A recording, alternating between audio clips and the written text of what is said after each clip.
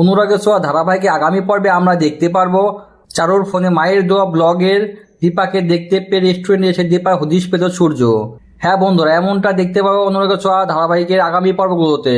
চারু যখন সোনা খাবার খাবে বলে কিছু একটা বানানোর জন্য মায়ের ছোঁয়া ব্লগ চ্যানেলটি ফলো করে এবং সেখানে যে লাইভ রেসিপি দেখানো হচ্ছে সেটা বানাতে যায়, তখন সূর্যকেও ওই রেসিপিটা দেখায় আর সূর্য ওই ব্লগের দীপাকে দেখে চিনতে পায়। সূর্য বুঝতে পারে ওটা অন্য কেউ নয়, দীপা ওটা। তবে সূর্য ভাবতে থাকে এই ব্লগ কোথা থেকে দেখানো হচ্ছে, কোন জায়গায় এটা বুঝবে কি করে। একটা সময় সূর্য ভিডিওতে দেখতে পায় যে বিগ বং রেস্টুরেন্টকে দেখানো হচ্ছে।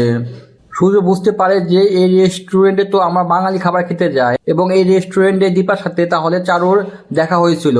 সূর্য পরদিন সকালে রেস্টুরেন্টে ছুটে যায়। সেখানে গিয়ে সূর্য দীপাকে দেখে চমকে যায়। তখন সূর্য বলে, আমি তোমাকে আর হারাতে দেবো না দীপা, এবার আমি তোমাকে বাড়ি নিয়ে যাব।